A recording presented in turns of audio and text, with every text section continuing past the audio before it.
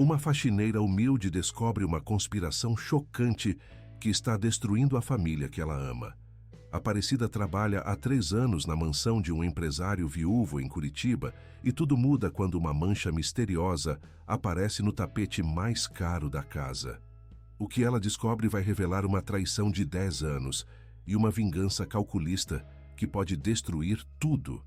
Antes de continuar a história, eu gostaria de pedir para você dar uma curtida nesse vídeo e se inscrever em nosso canal. Assim você nos ajuda a sempre ter uma história emocionante por aqui e não perde as nossas histórias. Não se esqueça também de me contar nos comentários de onde está assistindo. É uma alegria saber que minhas histórias chegam em tantos lugares diferentes. A chuva curitibana de março tamborilava insistente contra as janelas da mansão no Batel, criando um ritmo melancólico que parecia ecoar o estado de espírito de Aparecida Santos, enquanto ela passava o pano de chão nos corredores de mármore italiano. Aos 25 anos, Cida, como era carinhosamente chamada, carregava nos ombros não apenas o peso de sustentar o pai doente na cidade industrial, mas também uma honestidade tão cristalina que às vezes machucava mais do que protegia.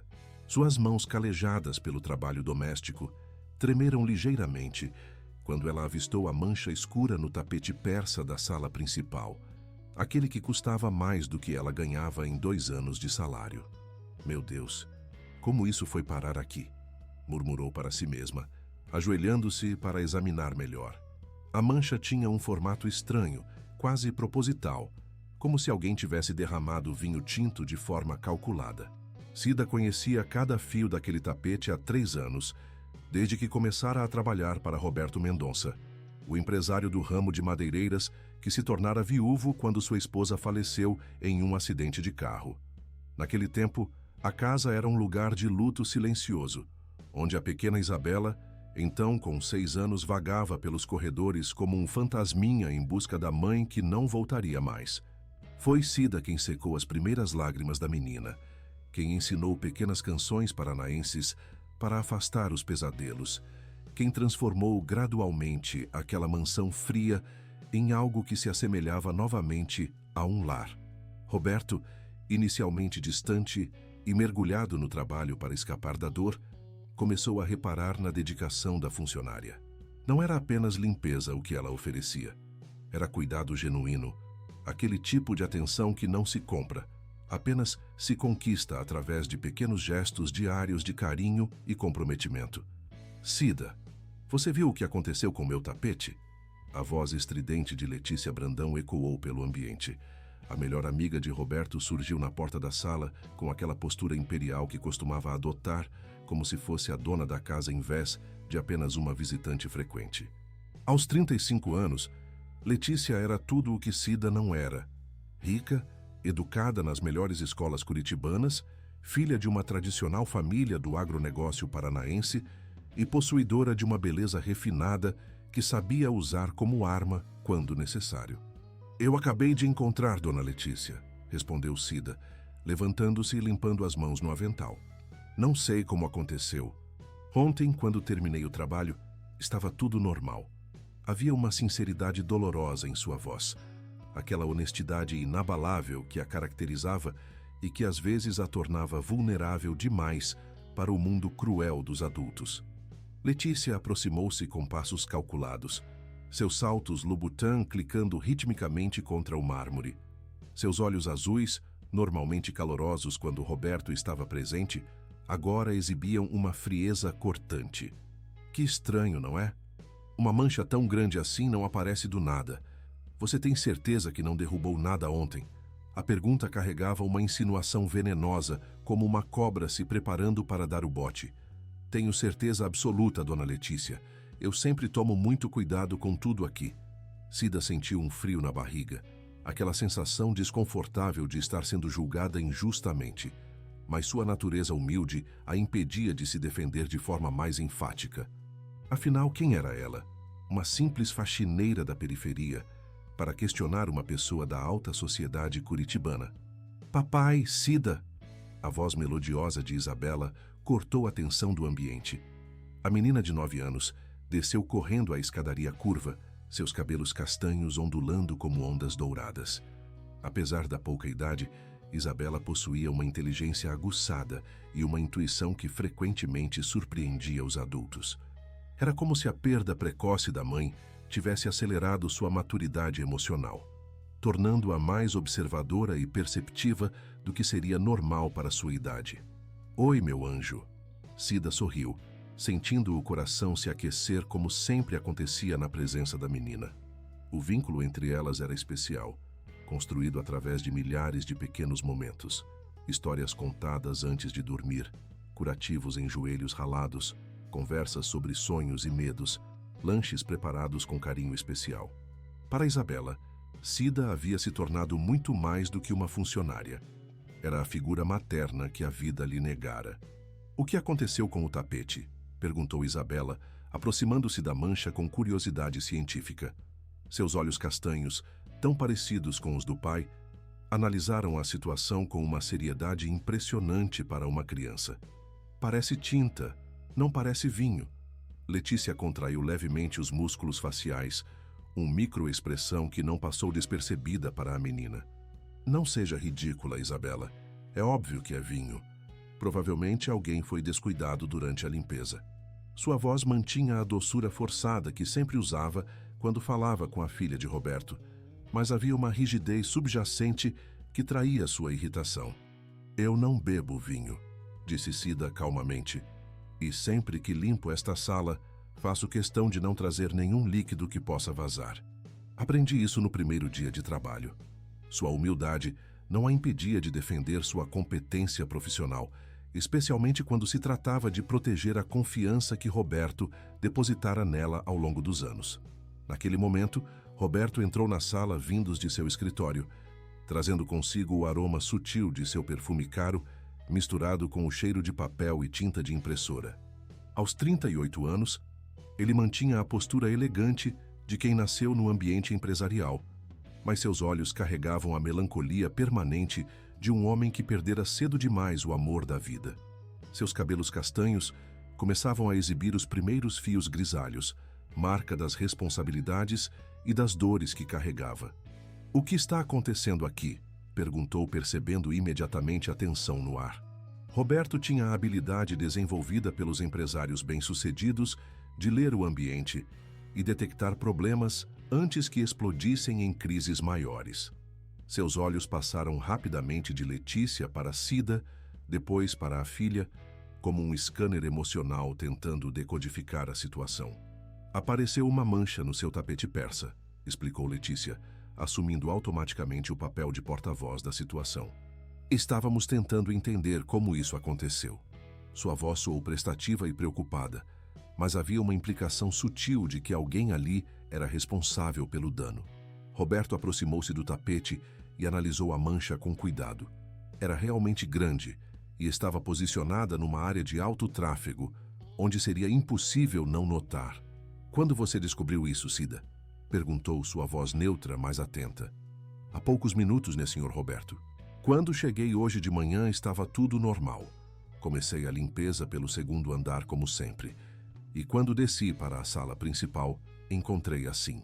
Cida falava com a precisão de quem estava acostumada a prestar contas de cada minuto de seu trabalho, uma característica desenvolvida pela necessidade de provar constantemente sua competência e honestidade.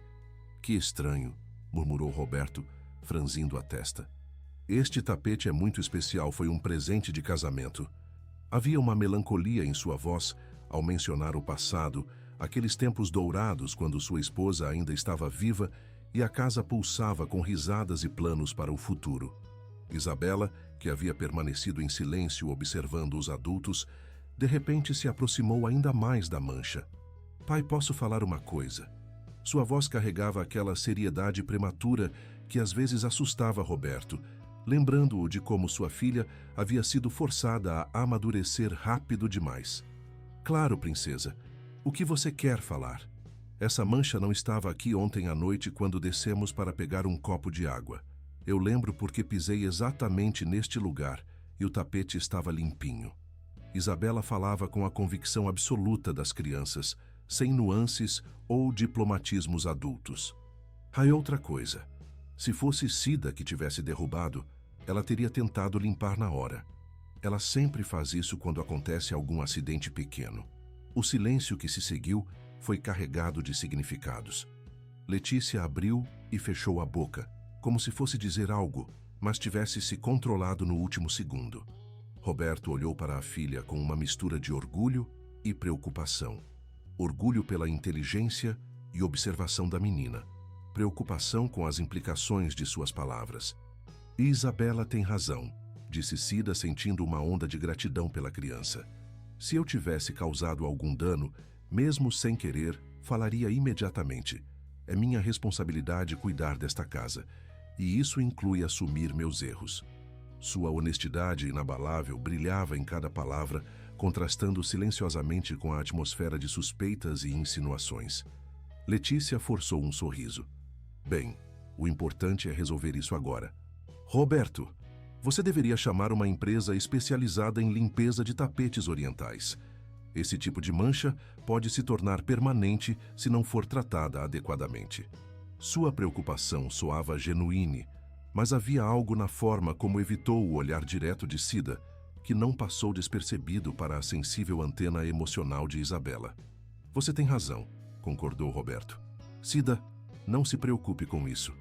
Acidentes acontecem, é parte da vida. O importante é que não houve nenhuma negligência intencional. Sua capacidade de ser justo e compreensivo era uma das qualidades que mais atraía Cida nele, embora ela jamais admitisse, nem para si mesma, que seus sentimentos pelo patrão haviam evoluído muito além do respeito profissional. Quando os 3 adultos se dispersaram para suas atividades, Isabela permaneceu na sala, olhando fixamente para a mancha. Seu cérebro de 9 anos estava processando informações de uma forma que os adultos, presos em suas dinâmicas sociais complexas, não conseguiam fazer. Ela sabia que Cida jamais mentiria sobre algo assim. Sabia que seu pai confiava na funcionária. E sabia, com aquela intuição infantil aguçada, que tia Letícia não estava sendo completamente honesta. Sem que ninguém percebesse, a pequena investigadora começara sua primeira missão de descobrir a verdade, movida pelo amor incondicional que sentia pela mulher que havia preenchido o vazio deixado pela mãe. A guerra silenciosa acabara de começar, e a menor combatente do campo de batalha talvez fosse a única com clareza suficiente para enxergar o que realmente estava acontecendo naquela elegante mansão curitibana. Os dias seguintes transcorreram com uma normalidade aparente, mas Cida podia sentir uma mudança sutil na atmosfera da casa. Era como se alguém tivesse ajustado ligeiramente a temperatura emocional do ambiente, criando uma corrente fria imperceptível que só ela parecia notar. Letícia havia intensificado suas visitas, aparecendo quase diariamente com desculpas variadas. Levar documentos para Roberto, organizar eventos beneficentes ou simplesmente dar uma olhada em como Isabela estava se desenvolvendo. Cada visita vinha acompanhada de observações sutis sobre a administração da casa, sugestões sobre mudanças na rotina e comentários aparentemente casuais sobre a necessidade de profissionalizar ainda mais os serviços domésticos. Roberto, você já pensou em contratar uma governanta com formação específica? Letícia sugeriu numa quinta-feira chuvosa enquanto tomavam café na sala de estar. Cida estava limpando a estante de livros próxima e não pôde evitar escutar a conversa. Isabela está numa idade em que precisa de orientação mais acadêmica. Alguém que possa ajudá-la com os deveres, ensinar etiqueta social, esse tipo de coisa. Roberto mexeu o açúcar no café com movimentos pensativos. Cida tem se saído muito bem com a Isabela. As notas dela na escola melhoraram muito desde que começaram a estudar juntas, e ela nunca esteve tão bem emocionalmente. Havia uma defesa genuína em sua voz, baseada em resultados concretos que ele podia observar diariamente no desenvolvimento da filha.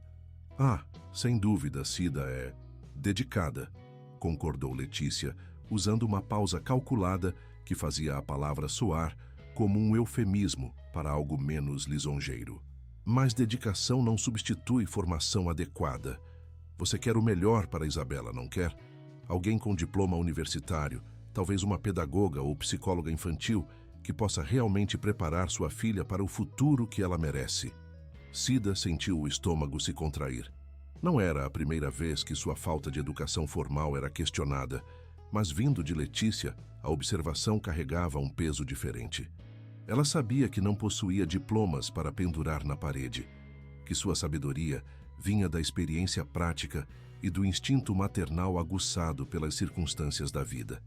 Mas também sabia que Isabela estava florescendo sob seus cuidados, desenvolvendo não apenas habilidades acadêmicas, mas também valores humanos sólidos e uma autoestima saudável. Vou pensar no assunto, disse Roberto diplomaticamente, mas Cida percebeu uma rigidez em sua postura que não estava lá antes. As sementes da dúvida estavam sendo plantadas com a paciência de um jardineiro experiente. E Letícia era especialista em cultivo de inseguranças alheias. Na semana seguinte, um incidente aparentemente trivial abriu a segunda frente de ataque na guerra psicológica que Cida ainda não sabia estar enfrentando. Durante uma tarde particularmente corrida, quando ela estava preparando o jantar especial que Roberto havia pedido para impressionar potenciais investidores japoneses, Isabela desceu à cozinha com lágrimas nos olhos. Cida, você pode me ajudar? Não consigo encontrar meu colar da vovó em lugar nenhum. A menina referia-se a uma delicada corrente de ouro com um pequeno pingente em formato de coração, herança da mãe falecida que ela usava apenas em ocasiões especiais. Era uma das poucas conexões tangíveis que lhe restavam com a figura materna, e por isso carregava um valor emocional inestimável. Calma, meu anjo, onde você o tirou da última vez?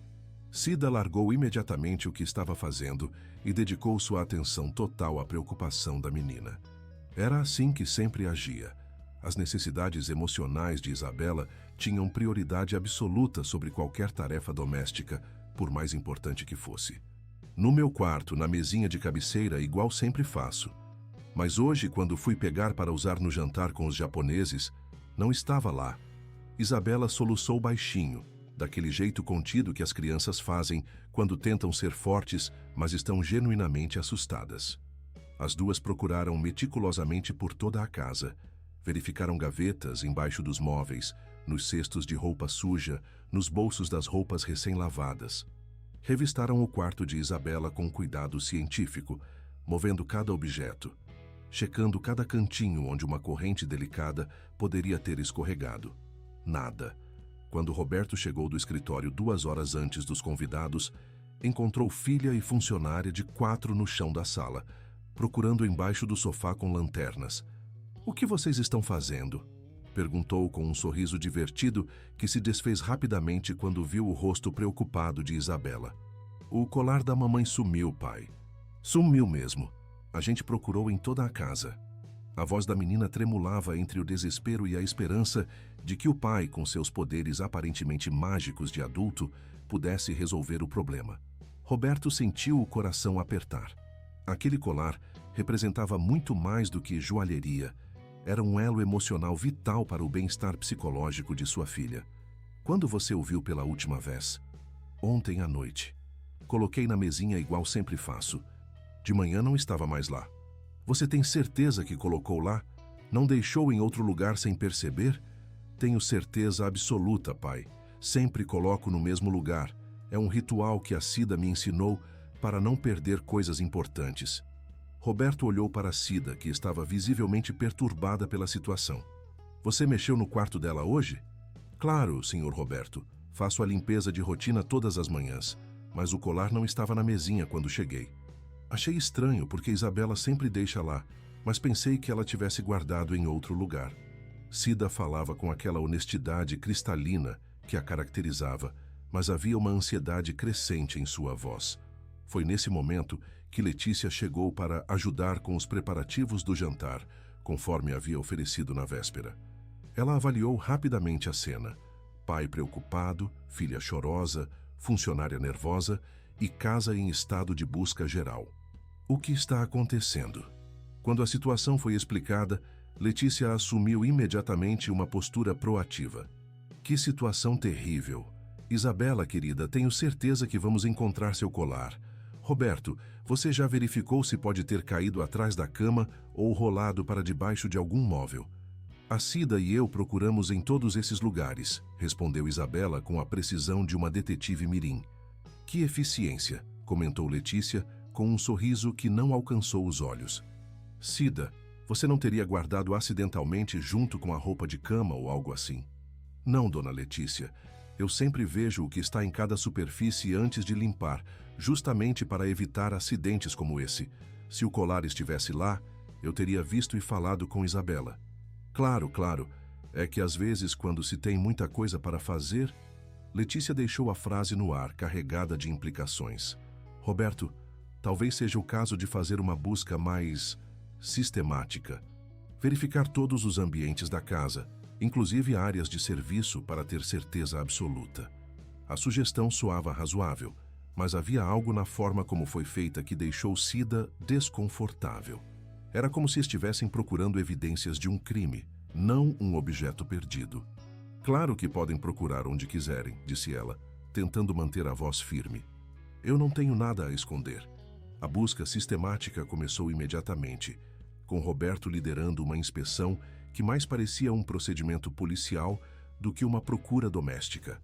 Verificaram a lavanderia, a despensa, até mesmo a pequena sala onde Cida guardava seus pertences pessoais.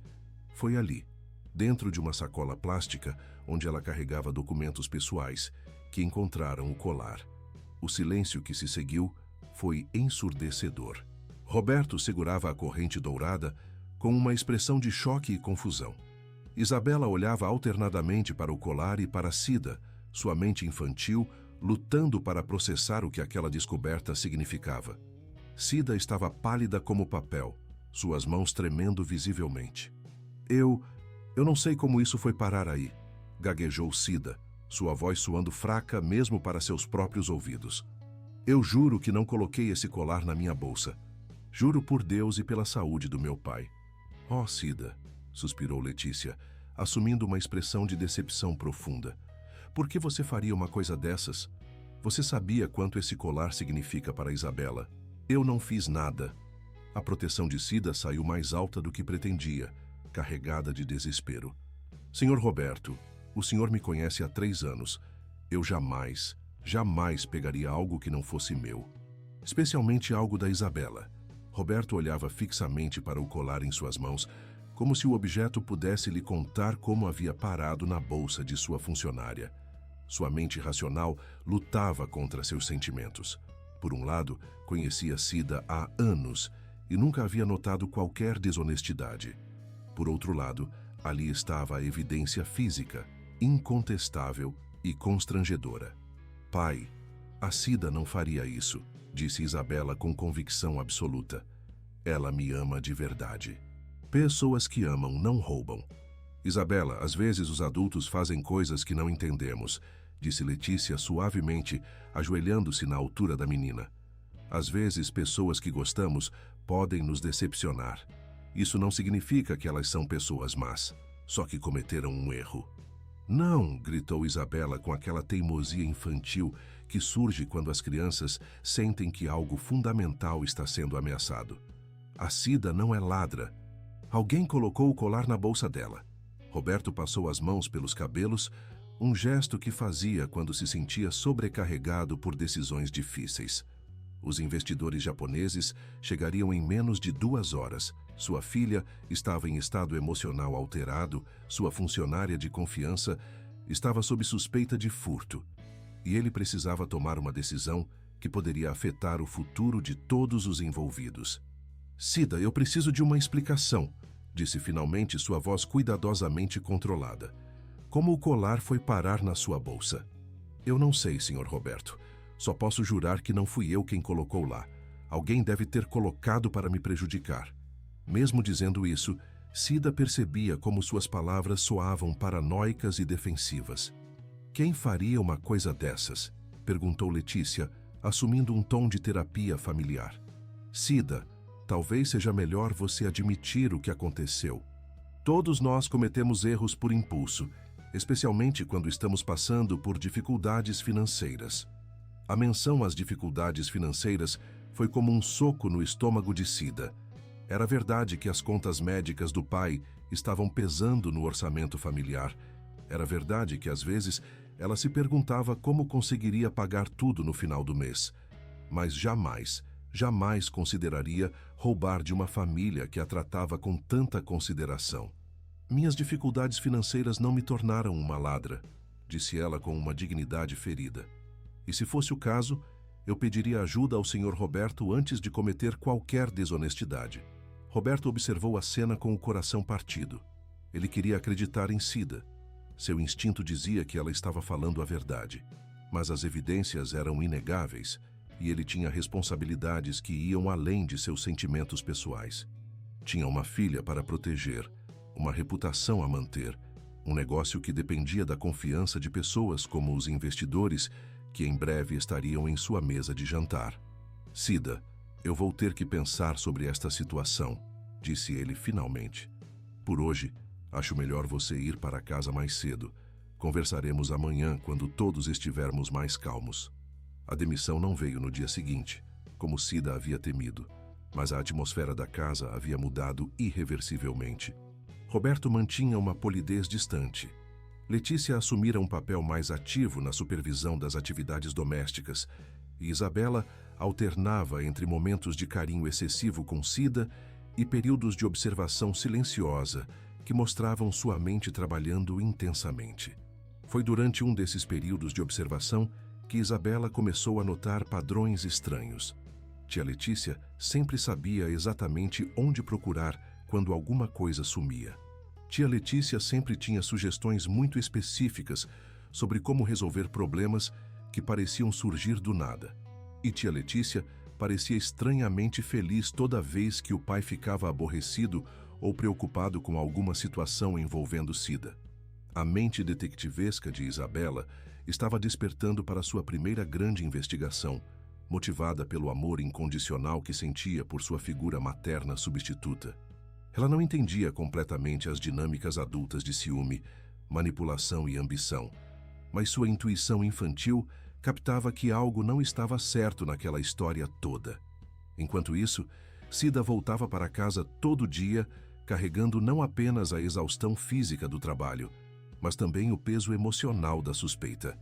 Seu pai, José Santos, percebia a mudança no comportamento da filha, mas respeitava seu silêncio, oferecendo apenas a presença reconfortante de quem ama incondicionalmente. Nas noites insones, deitada na pequena casa da cidade industrial, Cida se perguntava se estaria perdendo não apenas o emprego, mas também a família que havia aprendido a amar como se fosse sua. A resposta para suas perguntas estava mais próxima do que ela imaginava, nas observações atentas de uma menina de 9 anos que havia decidido que algumas injustiças não podiam ser toleradas, especialmente quando ameaçavam as pessoas que mais amava no mundo. A segunda fase da Guerra Silenciosa estava prestes a começar, e desta vez o exército de Isabela estava se organizando para contra-atacar.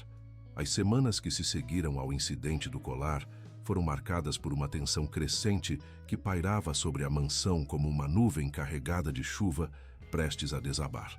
Cida mantinha sua rotina de trabalho com a mesma dedicação de sempre, mas havia perdido a espontaneidade alegre que a caracterizava. Seus sorrisos pareciam mais cuidadosos, suas conversas mais contidas, como se cada palavra pudesse ser interpretada como evidência contra ela. Roberto, por sua vez, navegava entre a culpa por duvidar de alguém que considerava praticamente da família e a responsabilidade de proteger sua filha de possíveis riscos. Foi Letícia quem sugeriu que contratassem uma empresa de segurança para instalar câmeras discretas pela casa. Apenas como precaução, argumentou durante um almoço de domingo, enquanto cortava delicadamente sua salada César. Não é questão de desconfiança específica, mas sim de proteção geral. Uma casa como esta, com tantos objetos de valor, deveria ter esse tipo de monitoramento básico. Roberto considerou a sugestão. Fazia sentido do ponto de vista da segurança patrimonial, especialmente considerando os últimos eventos. Você tem razão. Vou entrar em contato com uma empresa especializada na segunda-feira. Isabela, que fingia estar concentrada em seu prato de massa, registrou mentalmente cada palavra da conversa. Sua intuição de criança lhe dizia que câmeras na casa significariam menos privacidade para conversas importantes, mas também poderiam capturar evidências do que realmente estava acontecendo ali. Ela não sabia ainda como usar essa informação, mas arquivou cuidadosamente em sua mente investigativa. A instalação das câmeras aconteceu numa quinta-feira, enquanto Cida estava concentrada na limpeza do segundo andar. Os técnicos trabalharam discretamente, instalando equipamentos minúsculos em pontos estratégicos: sala de estar, corredores principais, área de entrada e até mesmo alguns cantos da cozinha e da área de serviço. Letícia supervisionou pessoalmente o processo, alegando querer garantir que não interferissem com a decoração da casa. Perfeito, comentou ela, observando o monitor que mostrava múltiplas imagens simultâneas da propriedade.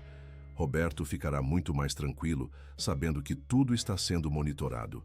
O que Letícia não esperava era que sua própria atividade também seria registrada por esse sistema, que havia ajudado a implementar.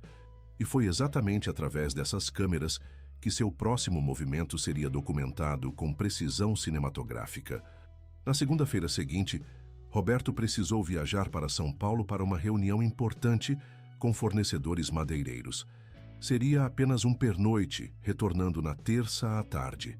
Cida, você pode ficar até mais tarde hoje? Preciso que alguém de confiança fique com a Isabela, pediu ele, usando justamente a palavra confiança, que havia se tornado tão carregada de significado nos últimos tempos. Claro, Sr. Roberto. Posso ficar quanto tempo for necessário. A resposta de Cida carregava uma gratidão silenciosa pelo fato de ainda ser considerada confiável, pelo menos para cuidar da menina. Letícia, que havia coincidentemente aparecido para se despedir de Roberto antes de sua viagem, ofereceu-se para dar uma olhada na casa durante a noite, apenas para garantir que está tudo bem. Uma mansão vazia pode atrair pessoas mal intencionadas. Com Roberto em São Paulo e Letícia com uma chave reserva que ele lhe dera anos atrás para emergências, o cenário estava montado para o próximo ato da peça que ela vinha dirigindo cuidadosamente há meses. Por volta das 11 da noite, quando tinha certeza de que Cida e Isabela estavam dormindo, Letícia usou sua chave para entrar silenciosamente na mansão. Ela conhecia a casa tão bem quanto os próprios moradores. Sabia exatamente onde pisar para evitar os pontos do piso que faziam ruído. Sabia que rotas tomar para chegar a OS Quartos sem passar pelos sensores de movimento mais óbvios. O que ela não sabia era que Isabela havia desenvolvido o sono leve de uma criança ansiosa e que qualquer ruído incomum a acordava instantaneamente. Quando ouviu o som quase inaudível da porta da frente sendo aberta, a menina saltou da cama e se posicionou estrategicamente na escada, de onde podia observar os movimentos no andar térreo sem ser vista. O que Isabela presenciou naquela noite mudaria tudo. Ela viu tia Letícia movendo-se pela casa como um fantasma, verificando cômodos, mexendo em objetos e finalmente subindo em direção ao quarto de Cida. A menina seguiu à distância, seu coração batendo tão forte que temia que o som o denunciasse. Letícia entrou no pequeno quarto de empregada onde Cida dormia, acendeu a lanterna do celular em modo mínimo e dirigiu-se diretamente para a bolsa da funcionária. Com movimentos precisos e silenciosos, ela retirou da própria bolsa um pequeno objeto dourado e o colocou no compartimento lateral da bolsa de Cida. Era um brinco de diamante que pertencera à mãe de Roberto, uma peça de família, que supostamente havia desaparecido da caixa de joias algumas semanas antes. Isabela cobriu a boca com as duas mãos para sufocar qualquer som que pudesse escapar. Seus olhos de 9 anos estavam documentando uma cena que sua mente tentava processar. Tia Letícia estava plantando evidências na bolsa de Cida. Estava armando para que a mulher que ela mais amava no mundo fosse acusada de mais um furto. Letícia saiu do quarto tão silenciosamente quanto havia entrado, mas não sem antes dar uma olhada satisfeita em sua obra. Ela estava construindo um caso tão sólido contra Cida que nem mesmo Roberto conseguiria ignorar. Primeiro o colar encontrado na bolsa, agora um brinco de família escondido nos pertences da funcionária. 2 incidentes seriam suficientes para estabelecer um padrão de comportamento desonesto. Isabela esperou até ter certeza absoluta de que tia Letícia havia saído da casa antes de se mover. Então, numa demonstração de coragem que surpreenderia qualquer adulto, ela desceu até o escritório do pai, ligou o computador com a senha que havia decorado ao observá-lo trabalhar e acessou o sistema de monitoramento que havia sido instalado recentemente. Suas pequenas mãos tremiam enquanto navegava pelos menus do software de vigilância, procurando as gravações da noite. Ela não entendia completamente como operar o sistema, mas sua intuição tecnológica de nativa digital a guiou através das opções até encontrar as imagens que procurava. Lá estava, registrado em alta definição, Letícia entrando na casa, movendo-se pelos corredores, subindo as escadas, entrando no quarto de Cida, plantando o brinco na bolsa e saindo satisfeita. Tudo documentado pelos equipamentos de segurança que a própria Letícia havia sugerido instalar. Isabela salvou o arquivo numa pasta oculta do computador e criou cópias em diferentes locais do sistema, usando a mesma paciência meticulosa que aplicava aos quebra-cabeças complexos que tanto gostava de resolver. Ela não sabia ainda como usaria aquelas evidências, mas tinha certeza de que eram importantes. Quando voltou para a cama, sua mente fervilhava com planos e possibilidades. Finalmente tinha a prova de que Cida era inocente, de que tia Letícia estava mentindo e manipulando todos eles. Mas como uma menina de 9 anos poderia convencer os adultos de algo tão sério? Como poderia revelar a verdade sem colocar a si mesma em perigo? A resposta viria alguns dias depois, quando Letícia executasse exatamente o plano que Isabela havia presenciado, descobrindo o brinco na bolsa de Cida durante uma busca casual por algo que havia perdido. Mas, desta vez, a pequena detetive estaria preparada para contra-atacar. Na manhã de quinta-feira, enquanto Cida preparava o café da manhã com sua dedicação habitual, Letícia chegou visivelmente agitada. "Roberto, preciso te pedir um favor estranho. Você se lembra do brinco de diamante da sua mãe, aquele que sumiu há algumas semanas?" "Lembro. Por quê?"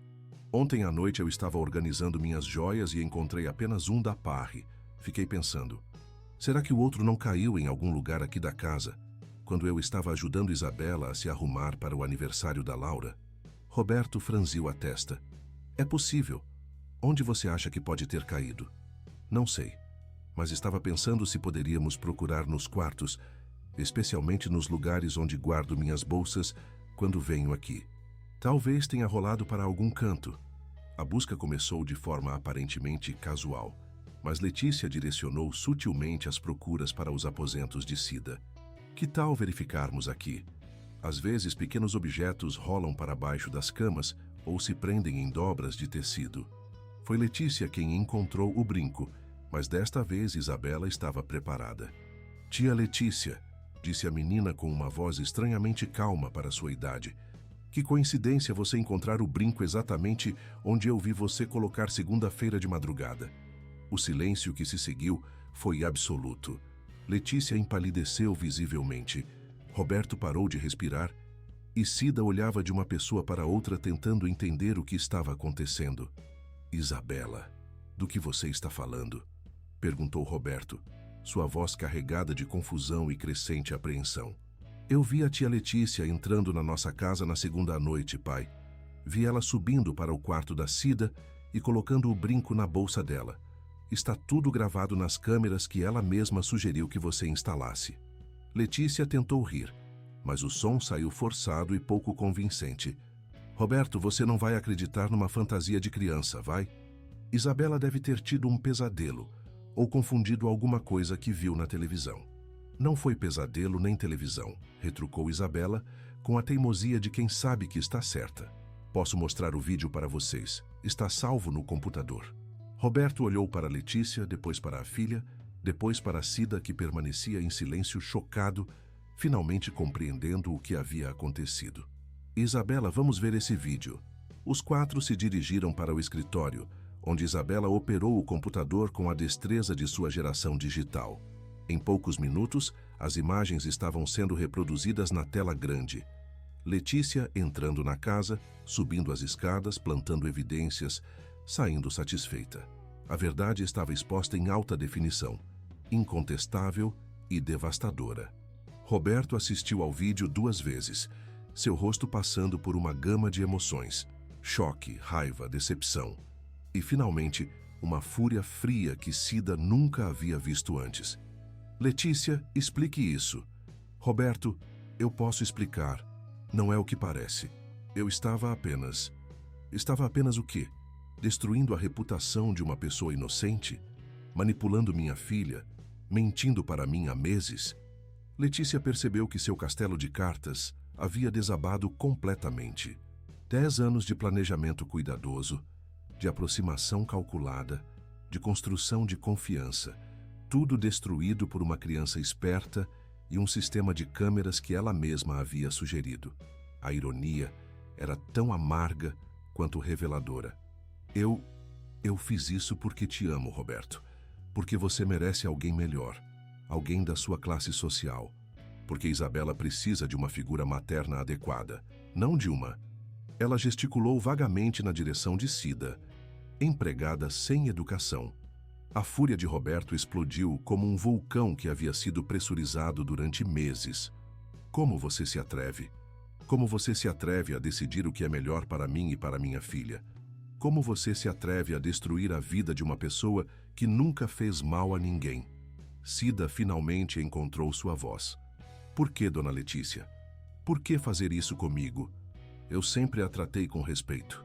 Nunca fiz nada para machucá-la. Porque você não deveria estar aqui, explodiu Letícia, toda sua máscara de sofisticação social finalmente caindo. Roberto é meu, era para ser meu. Eu esperei 10 anos sendo a amiga perfeita, a confidente ideal, a pessoa que sempre esteve lá quando ele precisava. E então aparece você, uma faxineira, e de alguma forma consegue o que eu nunca pude ter. A confissão revelou não apenas a extensão da obsessão de Letícia, mas também confirmou algo que Roberto ainda não havia admitido nem para si mesmo. Seus sentimentos por Cida haviam evoluído muito além da relação profissional. Isabela, observando os adultos com a sabedoria precoce que as circunstâncias haviam lhe dado, finalmente falou: Pai, você gosta da Cida, não gosta? A pergunta direta da criança forçou Roberto a confrontar a verdade que vinha evitando há meses. Ele olhou para Cida, viu as lágrimas em seus olhos, percebeu como ela havia sofrido em silêncio, como havia suportado acusações injustas sem perder a dignidade, como havia continuado a amar e cuidar de Isabela, mesmo sendo suspeita de traição. Sim, ele disse simplesmente. Eu gosto da Cida, muito. A admissão pública de Roberto foi como a última peça de um quebra-cabeças complexo, finalmente encaixando no lugar certo. Cida sentiu seu coração acelerar, uma mistura de alegria, alívio e medo do futuro inundando sua mente. Letícia percebeu que havia perdido não apenas a batalha, mas toda a guerra que havia arquitetado tão cuidadosamente. Roberto, você não pode estar falando sério, tentou Letícia uma última vez. O que as pessoas vão pensar?